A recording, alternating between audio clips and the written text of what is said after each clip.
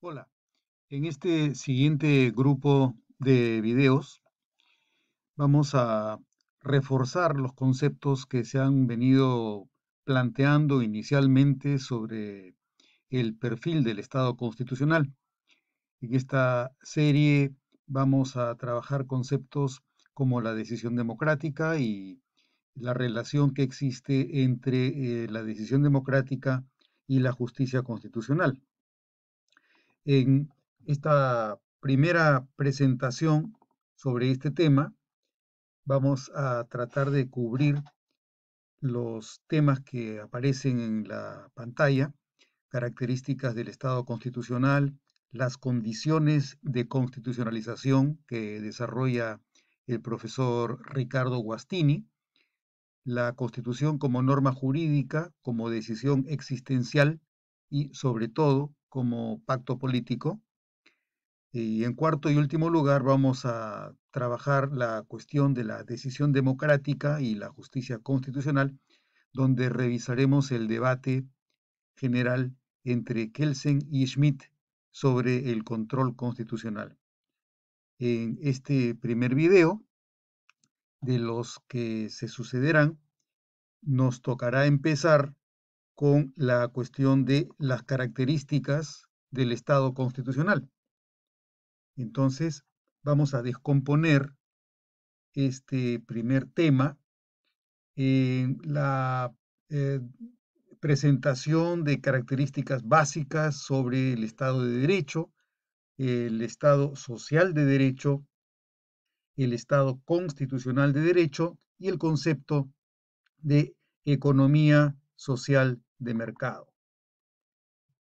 Hemos referido ya previamente que el Estado de Derecho es un concepto que surge con el pensamiento liberal para evitar que el poder se adscriba a una persona y que más bien repose en un sistema abstracto, objetivo, independiente de las personas, que es a lo que los alemanes le llaman el Rechtsstaat, y en el caso de la tradición anglosajona le llaman el Rule of Law, la regla del derecho. Nosotros en castellano lo traducimos como el Estado de Derecho. El Estado de Derecho postula que el uso del poder y de la libertad individual se debe regir conforme a las reglas del derecho. El poder está limitado por el derecho y la libertad individual está garantizada por el derecho. El poder no se puede utilizar de una manera que el derecho no permita que viole o afecte las libertades individuales. El eje de la protección en el Estado de Derecho son las libertades, pero a quien se le encomienda esta tarea fundamental es al Parlamento y a su capacidad legislativa. ¿Por qué? Porque en los orígenes del Estado de Derecho fue el Parlamento la instancia representativa frente a la posición que tenía el monarca. Entonces, el rol más importante en la protección de los derechos del pueblo es el Parlamento, donde se encuentran los representantes de la colectividad y quienes en su condición de soberanos son los que limitan las competencias y potestades con que cuenta el monarca. De ahí surge la monarquía parlamentaria, que posteriormente se desarrollará, desaparecerá la monarquía en algunos países y en otros la monarquía será reemplazada por la presidencia de la República. En cualquier caso, en los regímenes republicanos, vale decir, en los regímenes distintos a los monárquicos, la figura central de protección de las libertades individuales frente al uso del poder por la autoridad es el Parlamento. Frente a este concepto original de Estado de Derecho, recientemente hemos ya mencionado aproximadamente luego de concluida la Segunda Guerra Mundial, se desarrolla el concepto de Estado constitucional de derecho. Esta noción, esta formalización del pensamiento jurídico y político le añade a la formulación del Estado de Derecho que la Constitución tiene un carácter supremo y en ella contienen valores, principios generales de reconocimiento colectivo que se deben extender masivamente, que se debe hacer prevalecer y garantizar a través del Estado en la vida de la sociedad.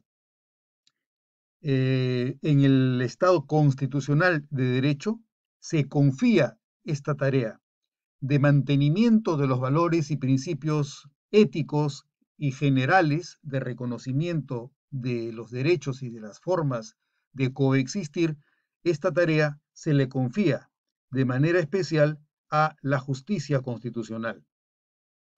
En la diapositiva que tenemos delante, vemos las características básicas, la dinámica de funcionamiento de un Estado de Derecho, en el que aparece por primera vez la cuestión de la justicia constitucional. Si ustedes observan, en la parte inferior, advertimos que en la base del Estado de Derecho está la protección de los derechos fundamentales. Para que estos estén protegidos, necesitamos un parlamento donde sus representantes cuenten con las virtudes y las competencias necesarias para el mantenimiento del carácter republicano de nuestro régimen. Y por otro lado, cuando existe alguna falla, el Estado de Derecho confía en la corrección técnica y en la independencia del Poder Judicial para asegurarse que el derecho que protege los derechos fundamentales de las personas sea adecuadamente cumplido y protegido. Entonces necesitamos una estructura organizacional del Estado y una cultura institucional en la que se mantengan estos pilares que nuevamente son la protección de los derechos fundamentales, las competencias republicanas del Parlamento y la corrección técnica e independiente del Poder Judicial. Esto es a lo que, por un lado, se va a llamar la democracia parlamentaria, que es en quien reposa la protección de los derechos fundamentales de la colectividad, y la justicia en general en el Estado de Derecho y justicia constitucional en el Estado constitucional de Derecho. Este sistema es el que permite la afirmación de las libertades fundamentales a través del uso correcto del sistema legislativo. Pero así como contamos con estos dos tipos de Estado, el Estado de Derecho y el Estado constitucional, vamos a examinar una dimensión paralela que es la que complementa el desempeño del Estado constitucional de derecho. El Estado constitucional de derecho aparece y se hace visible con el desarrollo sucesivo de dos procesos históricos. Por un lado, la aparición del Estado social de derecho, el social Rechtsstaat, y la formulación de la teoría pura del derecho, reine Rechtslehre, que es la que tiene a su cargo Hans Kelsen, la misma persona que formula la teoría pura del derecho y que crea el concepto de justicia constitucional. Si el eje bajo el Estado de Derecho era la protección del individuo por la ley y por el Parlamento, en el Estado social de derecho se reconoce la protección de los derechos sociales de la colectividad y de la ciudadanía al trabajo, a la salud, al salario justo, a la vivienda, a través de la dirección e intervención del Estado en la economía. Démonos cuenta que en el Estado de Derecho original estábamos hablando de un Estado que ha sido fundado con el pensamiento liberal. Entonces, hablamos de un Estado liberal en el cual no se examina, no se protege con especial énfasis estos derechos sociales de la persona y por lo tanto el Estado, que tenía un rol mínimo subsidiario, se desarrolla para cumplir esta función adicional dentro del concepto de Estado social de derecho. Existe por eso el concepto del Estado bienestar, en el cual el Estado es mucho más intervencionista porque debe proteger el acceso a uno de los valores adicionales del Estado liberal que había quedado relativamente relegado, que era la igualdad. Bajo el Estado constitucional se garantiza el conjunto de derechos individuales y sociales, y en este caso es el juez constitucional el que tiene esa misión. El juez constitucional es el que integra los valores colectivos y facilita el acceso del pueblo a los fines que la Constitución contiene. Veamos en la siguiente diapositiva cómo se caracterizaba el inicio del Estado social, y tenemos unos hitos que nos permiten explicar cómo es que aparece el Estado social. Vemos en la pantalla que en primer lugar aparece el fenómeno de la Comuna de París, con el Segundo Imperio francés que estaba a cargo de Napoleón II. Se produce la insurrección que culmina con el inicio de la Tercera República en el año 1875, luego de la derrota en la Guerra Franco-Alemana. La Comuna de París fue el inicio de la Tercera República y supuso una insurrección precisamente por el relegamiento en el que había quedado el pueblo a favor de las oligarquías y de un sistema en el que los derechos sociales estaban insuficientemente protegidos. El segundo hito podemos fijarlo en la Constitución de Querétaro. Es la Constitución mexicana de febrero del año 1917. La Constitución mexicana de 1917 es uno de los paradigmas en el desarrollo del Estado social. La dictadura por la que pasaba México en esa época con Porfirio Díaz, las expropiaciones, la explotación del trabajador, la falta de libertad de expresión motivaron la Revolución Mexicana, que empieza en el año 1910 y termina aproximadamente en el año 1917. Una de las características de este nuevo Estado social era que, además de las conquistas sociales, se delimitó el Estado y la religión, y por lo tanto se define el Estado mexicano como un Estado laico. Y el tercer hito es la Revolución Bolchevique, que ocurre entre febrero y octubre del año 1917, con la cual empieza el periodo del comunismo, llamado el Partido Comunista, en Rusia. El siguiente aspecto de este desarrollo es la instalación en Alemania de la llamada República de Weimar.